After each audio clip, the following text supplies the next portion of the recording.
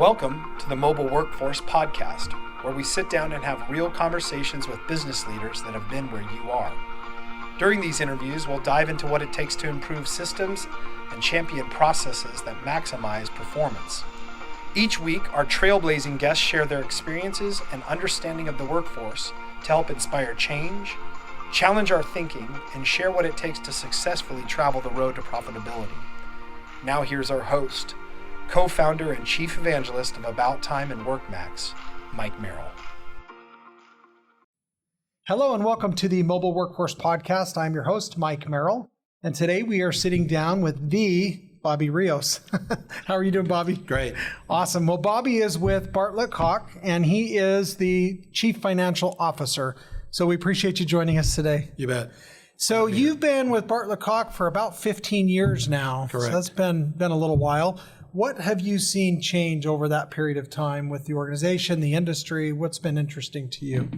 Well, a ton of changes, actually. And I say that only because when I joined the company, did not have construction background. Okay. And so this is new to me, but it was intentional. The CEO, who was instrumental in bringing me there, really wanted to find somebody from outside the industry.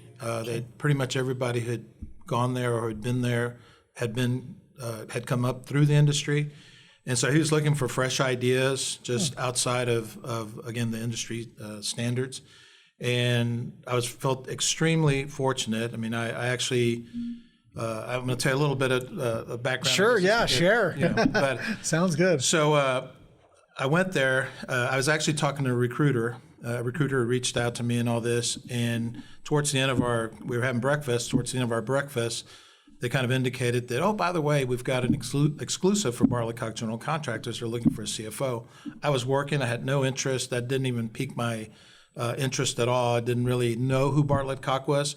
But they said one thing. They said they're looking for somebody to retire. And I had been with several companies where they were kind of startups or they were turnaround situations. Sure. We working really hard to, you go in and you're Short-term. spending a lot of hours. Yeah. And so I was ready for that. I mean, I actually thought my previous, where I was currently working, was going to be that place. Okay. And within a few months of being there, I realized that it was going to be sold. It was kind of being geared up to be sold to a larger company, which it did. And so I found myself kind of out there again. And so I was kind of doing some work with another company, and again, I was meeting with this recruiter, and the recruiter, just kind of mentioned, hey, they're looking for somebody to retire.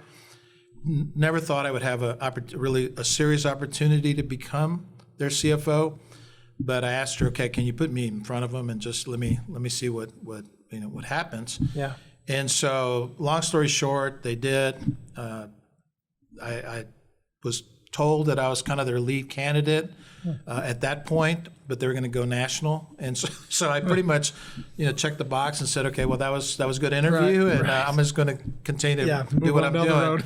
And sure enough, 30 or so days later, they came back, and the recruiter says, look, I'd like to pitch in front of them again. They did, and again, I walked away thinking, okay, well, it's a good interview, but I've talked to a lot of people. I don't know if that was something she was doing for me, or they actually were looking to really interview me again to kind of find out a little bit more information.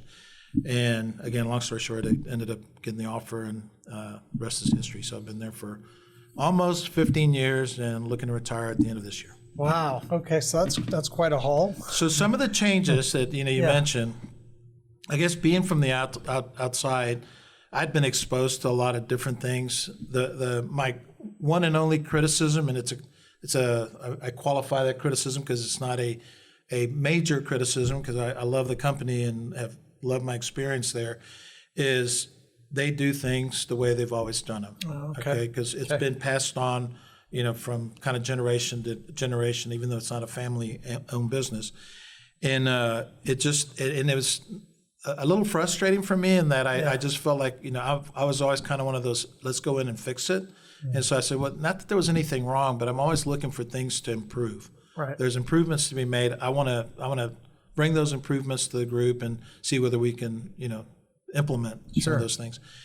And so, it was a slow process. It's probably taken me 15 years to actually make some of the changes that we have made. But I mean, we've certainly automated a lot of processes, and that just hadn't been me. That's just kind of been a part of it as the industry, kind of where it's gone through. But I think we've been, as a contractor, we've been kind of on the forefront of that. And again, I'm not taking the credit for that because we've got a lot of good people that have certainly grasped that and made it a passion for them to do that.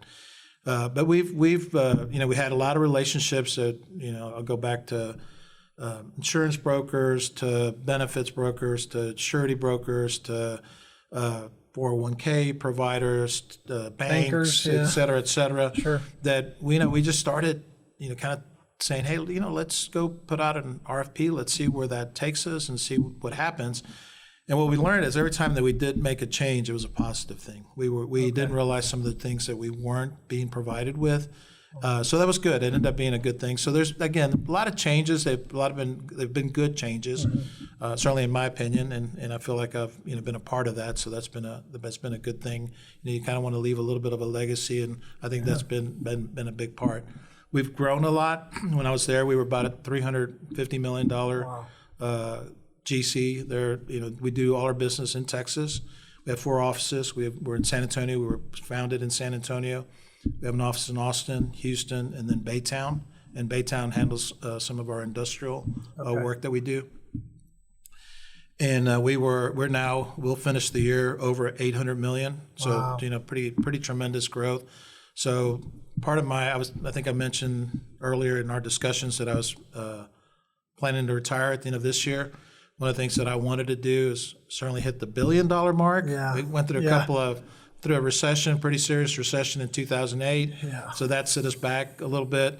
Then we had certainly COVID that kind of interrupted things a little bit.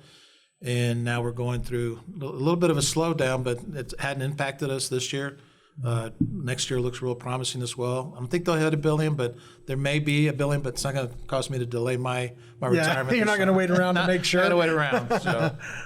Well, good for you. Well, that's awesome. Yeah, I know your company's reputation in the industry. I mean, you're viewed as a major player and have a great reputation, and obviously the state of Texas you guys represent very well.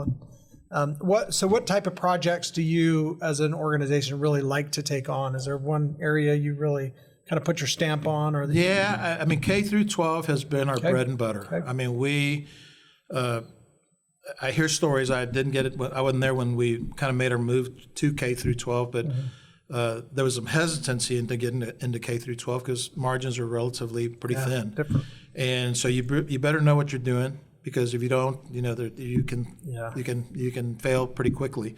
But we didn't. We kind of stuck to our plan. I think we're we usually first and second in school builders actually in the state of Texas. Wow. First, second. And so that's kind of, where wouldn't say that's where we started, but that's where we kind of grew. Bread and butter. Yeah, right? it was bread and butter. We can, do those well. We know them well. We've got good relationships with subs that work with on the K through 12 projects.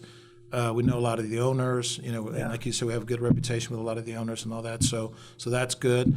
So that was, probably when I started, it was 80% of our work. Where now it's probably more like 50% of our work. Oh, okay. So we do higher ed, we do healthcare, we've gotten more into the private, multifamily, multi-use type buildings. Okay. A lot of that happening in Austin. Austin's booming, as you probably well know. Yeah. So that's been where that part of it has grown. So we're now about 25% is private work. Wow. And we'll continue to. We don't want to give up. We don't want the K through 12 number to go down. The percentage may go down, but it's just going to be because we're going to grow. Yeah. In all more of other areas. things. Right, Yeah. Right. Yeah. And we do about 5-10% in industrial. And the industrial is not necessarily plants or anything like that. It's more buildings, of which we're very accustomed to doing inside an industrial fence or the industrial complex. Sure. So do you self-perform much of that work? We do a little bit, which is beneficial. I mean, we do probably about 10% of our work is self-perform. So. Great. And is that in more like the concrete trades? We do some concrete. Okay. Yeah, that's probably our biggest one. Yeah. And we've got some great superintendents that, that's kind of their passion. We've got some great estimators that know how to bid it and all that. So that's the biggest. And then, we'll do some finish out. We'll do some earthwork and all that. But predominantly the concrete.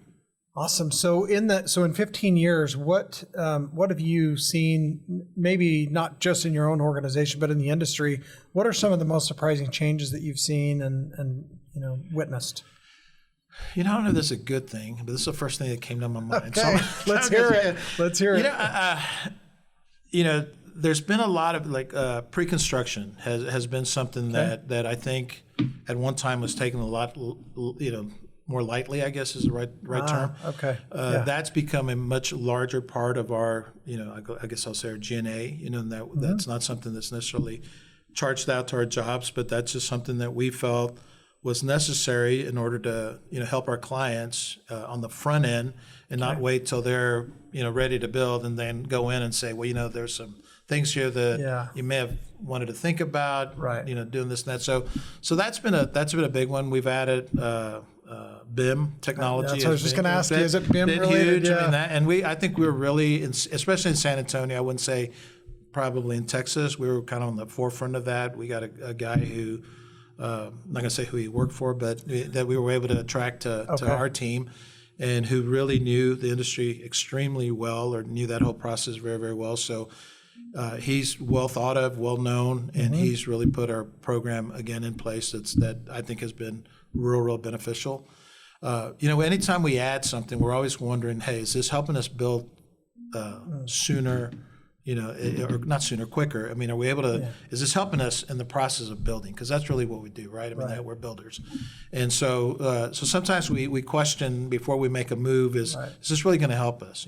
We talked a little bit about drone and drone technology. And there's a lot there that happens. I mean, it's not just flying over a building. There's taking some pictures. They do some mapping. They do just some 3D imaging and all that. They do some drone flying inside buildings as well now to again capture some of the pictures and stuff. Finish out and how it's going. Exactly.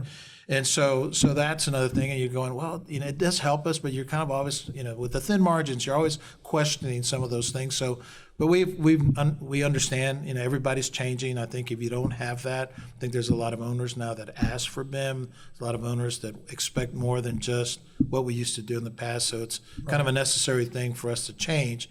And again, I think we've been on the forefront of some of that change, which has been good. Yeah. It's not like you're turning over the keys to a new car and here you go, drive it off. It's a process, right? So that experience of going through that whole, like you mentioned, the pre-construction all the way to handover and delivery, right? Of the project. Right. So with the economy, with the market, with the labor shortages, with the challenge of supply, I mean, I know all of those things impact large companies like yours to a different degree than maybe the small guy, because you need larger quantities of things because you've got so much going on. How are you finding ways to kind of work around the challenge? It's a huge challenge. I mean, it's been really tough. We are having record backlog. I'm not afraid to mention this. We're a private company, but we share a lot of information. We're over $1 billion in backlog, the largest backlog in the history of the company. We've also, that's backlog that's actually being worked on right now. I mean, that's projects that are on the ground. We've got people there. We're doing things. We have backlog that is not being worked on yet, but we've been awarded the work, but we don't have a start date necessarily. So it's not being included in this backlog, and that's over $1 billion. Wow. Again, that's record for us. So back to your question is, okay, we've got all this backlog. We're being poached. Employees are being poached. We have material shortages, that it's randomly occurring. You never know. I mean, lumber went up significantly. It dropped. It went up. It's kind of back down again. I think it's more where it was probably before the crisis occurred.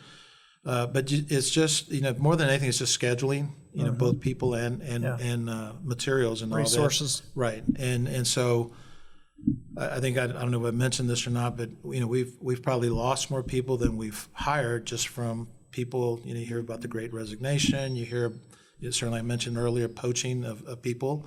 And I say that that sounds kind of rough or kind of a little strong, but I mean, that's fair is fair. It's really recruiters. It's not necessarily competitors. We kind of have there in San Antonio or kind of Texas, the GCs that know each other. There's kind of an unwritten rule that we don't really want to poach each other's employees. Courtesy. Yeah, that's better said. Professional courtesy. We don't really want to poach each other's employees. But it happens, through recruiters. I mean, it's kind of a loophole. Part of the deal, yeah, right. So you just have to contend with that, and so that's been a struggle for us, and especially when you lose superintendents.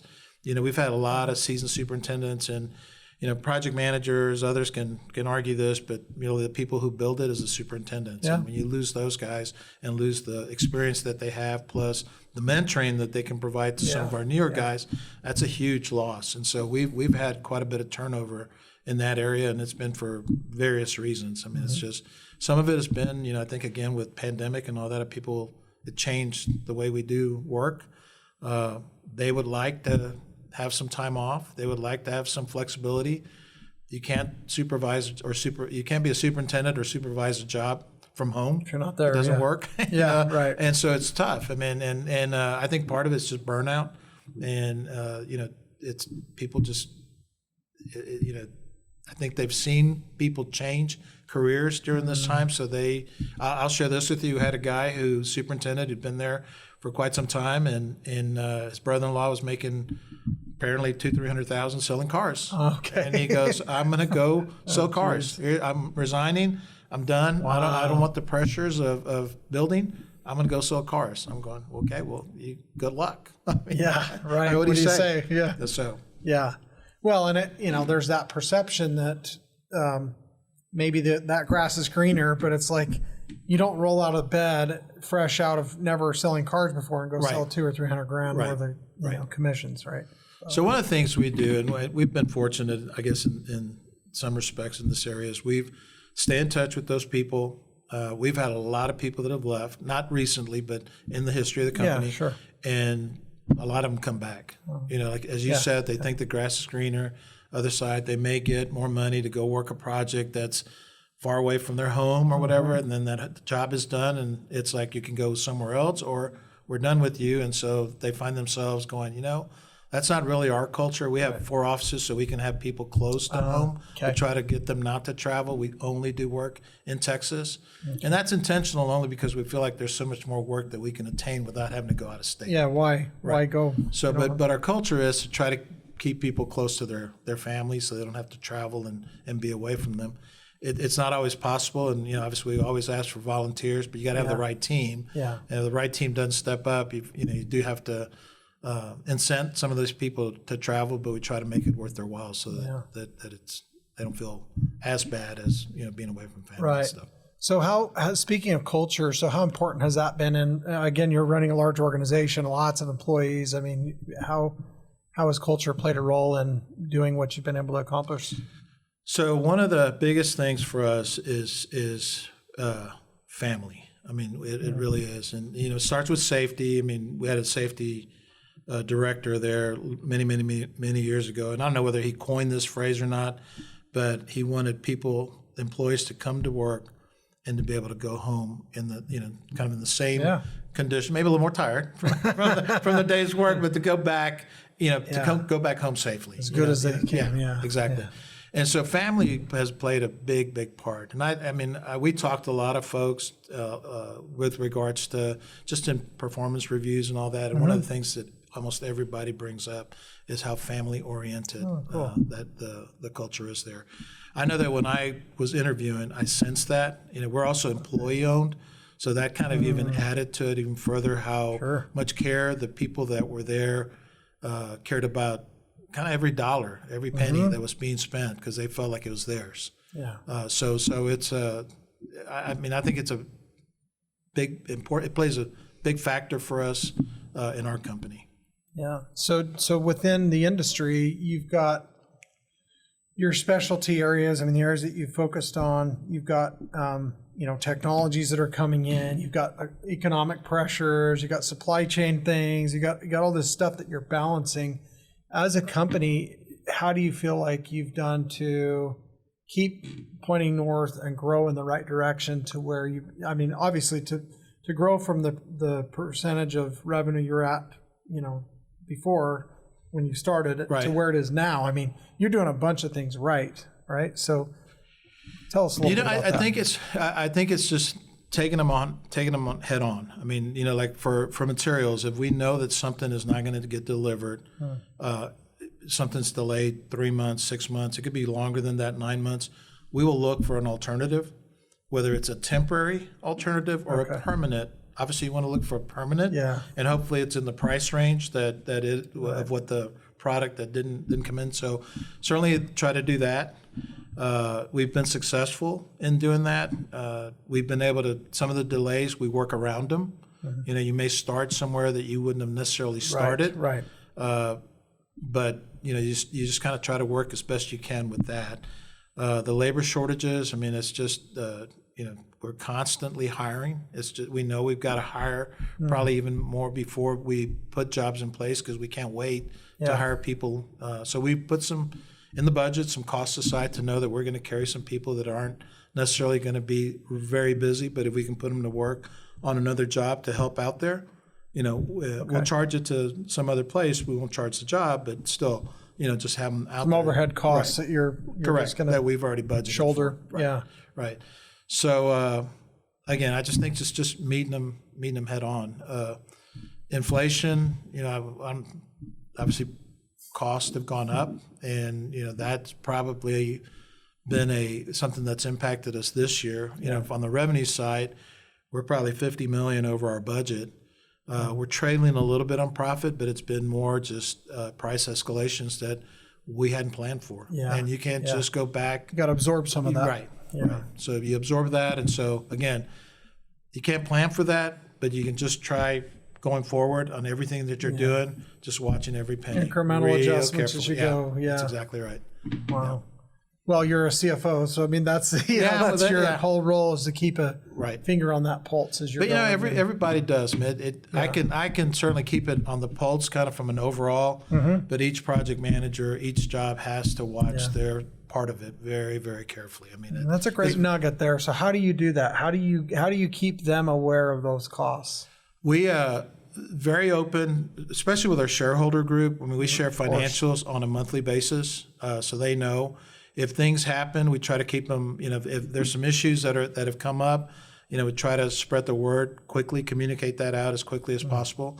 Even if you're not a shareholder, I mean, there's information that lessons learned or just things that are upcoming that we know of that are going to be issues, or somebody on a similar job had these issues that are going to, you're going to probably have those same issues or could potentially have those same issues there. So try to just communicate that as soon as possible so people don't reinvent the wheel. They can just go ahead and hopefully go to the solution a lot quicker and hopefully save us some money in doing that and doing so. Wow. Yeah, I like that. So extreme transparency and really, communicating ahead of time as things are unfolding to prevent other issues. Right. So what we've learned is when you don't communicate, people start assuming. We'll start, we call them tailgate discussions. If somebody's having a beer and next thing you know they've theorized or there's some conspiracy going on, and it's like you're like, oh my God, just come talk to us, please. Don't go there. But so we feel like rather communicate than people think or hear that they heard something, and they hear something, and if they think it's, I've often said this, if it's somewhat bad news, it spreads like wildfire, and it gets escalated and it gets embellished. When it's great news and you want to pass something, it's like it's crickets. Nobody passes it along. It's like nothing happens. Go figure. You got a bunch of fiction writers instead of construction workers. Yes, that's exactly right. That's a joke I always say. We're writing a bunch of fiction here, but it's entertaining. But. Yeah, it is. Scary though. Yes, people believe it. Wrong kind of fiction. They believe it. Yeah, stranger than fiction. Yeah. Well, so again, growing through all the ebbs and flows of the market since the 2008 real downturn, you're saying they're trending towards $1 billion. You got $1 billion in backlog that's already started. You got $1 billion in backlog that's contracted. Right. Where do you think Bartlett Cocke heads in the future as far as, I mean, is it, you mentioned growth in all these other areas. Do you think it's just continue to expand more in the Texas market, or what's the hope? Well, definitely, Houston's probably a market that probably should be our biggest, and it's not. So there's a ton of opportunity. There's a ton of competition. It's much more competitive, so that makes it tougher. But we feel like we've got a lot of room for growth there. We exited the Dallas market probably about 2 or 3 years ago. Okay. Again, highly competitive. We didn't have the leadership that we wanted. We never put the right person there. We thought we did, but it just ended up not being the right person. So from a growth standpoint, we've got Texas, as you know, has never, and they haven't skipped a beat through any of the recessions, quite honestly. I mean, people are moving into Texas day in and day out. I don't know how many families or people that are moving in, even just to Austin on a daily basis or weekly. It's like 1,000 a week or some crazy number. I mean, that may not be it. Don't quote me on that. But it's crazy. So obviously from a schools standpoint and all that plays right into what we do. Yeah. So as the population grows, they need more schools, and we're right there. And so one thing we've learned, I think, over the last probably couple of years since COVID is, and we're kind of going through it right now. We're kind of going through some growing pains. Is you can get a lot of work that may not necessarily make you more profitable, because if you don't have the right people to do it, and if there's some mistakes that are made, that can be a detriment, not then help you. And so we want to, I think, control that a little bit more, be a little more selective. Work with the right districts, work with the right owners, that type of thing. Be a little bit more selective on the jobs that we do, the ones that we feel comfortable with. Let's not go undertake something that maybe we don't. Again, we feel very confident we can build anything, but if you don't have the right team to do it, that may not be doesn't mean you can build it profitably. That's correct. That's correct. Yeah. So we'll, I think what we're looking for now is more profit versus more revenue. So we'd rather, it's one thing to say you're $1 billion company, and if you're making what you were making when you were a $600 million company, let's just go $600 million company, and let's just, let's not put the stress on the people, on the company, et cetera. So tell me this: what role has technology played in this last 15 years since you joined the team? Well, and in my opinion, I think the construction industry is probably lags in technology, and I think there's been a lot of advancements. Certainly from an ERP systems and all that. We've got much more integrated systems there. We've got reports that we can KPIs and all that. We've got dashboards that help our project managers identify issues hopefully a little bit earlier than they would had they just been on a Excel spreadsheet or whatever. And it's just nice to have all the data integrated where they don't have to rekey a lot of information and reports. I mean, our the job reviews that we do now, they used to have to put a big notebook together, and that's pretty much all automated, comes off the system because all the data is there. So I think that's been good, and as far as just a lot of the paperwork and mundane things that they had to do. We talked about BIM, we talked about drones and all that. I mean, there's been a lot of things there that hopefully avoid us from having to redo things, catches things, not conflicts, but issues that could be that we don't see, and maybe the architect didn't see either, and then all of a sudden you're in the middle of, there's a big old pipe there where the clashes the and ducts collisions are supposed to be, and then you've got some things, delays and all that need to happen. Again, I think I'll quote a former CEO of ours who just said, all this technology, is it helping us build quicker? Is it helping us build better? And I think it's avoiding some things from occurring, but I'm not sure whether from a profitability standpoint, if you look at our margins, you haven't seen a great increase in our margins. And actually, they probably have remained relatively flat. Okay. And so I think we always look at that as how can we become more profitable versus, you can put a lot of technology in, but if it doesn't help you with your profitability, you can always argue it helps you avoid some things that could have impacted your profits negatively, but you always want to hopefully enhance for sure. your productivity and hopefully your profits. So. Yeah, and I think some of what you're doing is helping by raising that awareness and having that communication for sure. Certainly those things help. Technology tools that provide that visibility daily in real time as quickly as possible so they can make those decisions. Right. Obviously, any of those things would help. What mobile solutions are you finding that are helpful right now? Is there anything you guys are utilizing that are? Well, the biggest thing that powerful? changed, and it's probably been a while. I mean, it's funny because I was just talking to someone and says it was an assistant project manager, and then he became a project manager. Then he kind of moved into our IT department to build, understanding what goes out on the field. Sure. He built a lot of Power BI reports, dashboards, and all that. So that was a big boost. It's a great tool. Right. Yeah, Power BI is great. But he says, I went out there that other day to a job site, and I was going to go out there, and I said, I'm just going to be a fly on the wall. Y'all ignore me. You don't have to tend to me. You don't just ignore me. He goes, there's not a set of plans out there anymore. Wow. There used to be plans everywhere, and then every time they updated them, they bring out all these huge rolls of plans. Everybody's on iPads. Yeah. And all the changes are happening immediately. He goes, there's no one in the trailers anymore. He goes, they're all out there on the job site, and they're able to do everything that they can out there without having to come back into the office and look at things, or even some of the meetings are just held out, or some of them are held virtually, just because that technology is there. You can now. Yeah, you can. So that's been I think a huge change. Yeah.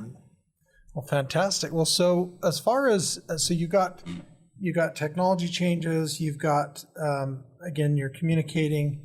What about and you talk about culture? What other things as far as your employee base have you seen different lately? I mean, obviously there's a younger workforce coming in.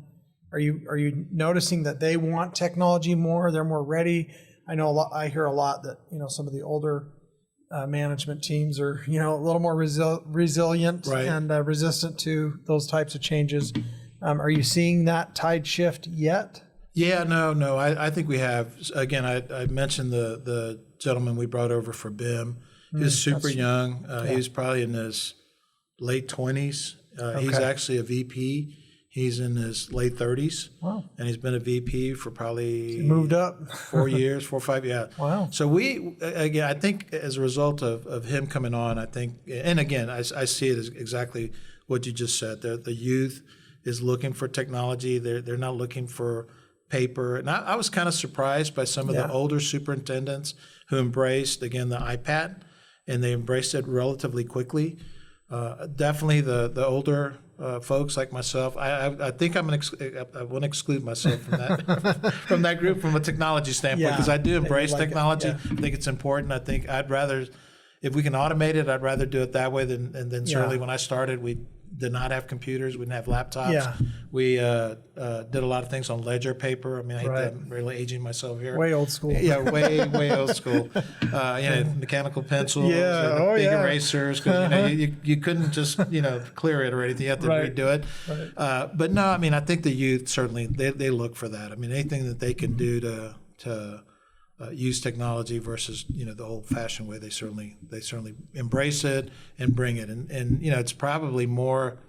There's a lot more things that we could be doing, but at the same time, it's kind of like, okay, well, let's just slow down a little bit. Let's make sure what we're using, what we've got, we're mastering, we're doing everything we can with that before we go and jump to something else. Right. But yeah, definitely they're big technology proponents. So from an ERP and a office system technology accounting, are you still on-premise based, or have you moved into the cloud? Are you looking at the cloud? Where are you at in that cycle? So we got some things in the cloud and some things we don't. We just had a cyber incident, security incident. We were extremely fortunate. I'll give credit to our IT department for having a lot of the right things in place and backups, which actually set us back about a week. We did not pay a ransom. Oh, cool. So we were able to recover, and it didn't keep us from, well, one, it kept us from paying a ransom, and we were able to recover without really no lost data, no incident, no anything. We did have cyber insurance, and a lot of the costs were covered. So that was good. So that's an important point not to be overlooked for companies that don't have cyber insurance. That's correct. You need to get that, because I've heard this story a lot of times recently, right? So I would say it was we were, our brokers had recommended or suggested that we get it. And you always think it's not going to happen to you. Until you walk in that one day and it does. It does. And then you have no clue what impact it's going to be. Yeah. Now you're the story. Yeah. And so for us, again, we've beefed up our security. I always kind of look at it as statistically, okay, we've gotten hit. What are the chances of us getting hit again? Yeah. We don't want to find out what that means. Right. Yeah. So we're even further invested in some additional security. We are now looking at moving completely to the cloud. There are some benefits in doing that. Probably a little bit more cost, but if it prevents this from occurring, and you've got somebody risk who's aversion. watching everything, exactly. Yeah. You've got people, instead of you having to go out and update servers every 4 or 5 years or whatever the term is, you've got somebody who does that all for you. So there's some trade-offs, but for the most part, there's no negative on our part. I mean, I think that so we have some things off. Our ERP system is not on the cloud, but that's one of the things that got attacked. Okay. And so that's one of the things that we're looking to move probably within the next 6 months to a year. Okay. Not sooner. Okay. Well, that's good to, again, I'm always curious with larger organizations, because they're using one camp or another, and it sounds like you guys are headed in probably the better direction overall, right, from a technology so we standpoint. were moving. We're going to go do that. Yeah. We were going to go look at making Already. that happen next year. So now it's just been accelerated by the little scare that we had. Wow. Well, I'm glad it wasn't more severe. Yeah, me too. Good. You have no idea. I tell people, so Sleepless nights. Ooh. You don't want me in your CMIC doing entries or doing anything like that, so I don't. And there's some workflow and things that I approve on CMIC, since that's an automation that's really nice. You don't have to sign on papers or anything like that. But from my standpoint, I would have never known we had an attack. Right. Because it just was that the recovery was that quick. And we had some people that were able to get on, that we let on accounting from an accounting standpoint. Payroll was never missed. Payroll was accurate. Wow. We were able to capture timesheets Great. via another method. So accounting folks, our controller, assistant controller, our payroll manager, they all just jumped on it. We didn't skip a payment. We didn't. It was just great. It was amazing. It was really amazing. Well, So good for you, and credit to you and your team, right? Well, yeah, the great guys team. behind, No, obviously. Well, I was just watching them. Well, hey, I was just watching them. They did a great job. even a coach on the sideline, wherever you are, right? It's all on the field somewhere, right? Yeah. So, well, it's been a lot of fun. I've enjoyed getting to know you and your organization a little bit better. I think there's some great takeaways for our listeners, and appreciated having a conversation today. Well, same here. I enjoyed it. Thank you for having hope me. we can connect down the road, and I love seeing you around, and appreciate your joining us today. Great. So, Thank you. thanks, Bobby. You bet. Thank you for joining us today on the Mobile Workforce Podcast, sponsored by About Time Technologies and WorkMax. If you liked the conversation we had today, or were able to learn anything new or helpful, please make sure to follow us on our WorkMax page on LinkedIn and on Instagram at WorkMax_. And subscribe to the show on iTunes or your preferred podcast platform so you will never miss another insightful episode. Also, if you enjoyed the podcast, please leave us a 5-star rating and review and share the show with your friends and colleagues. Your support means the world to us and will allow us to continue providing impactful information with others looking to improve their results in their business and, in turn, their life.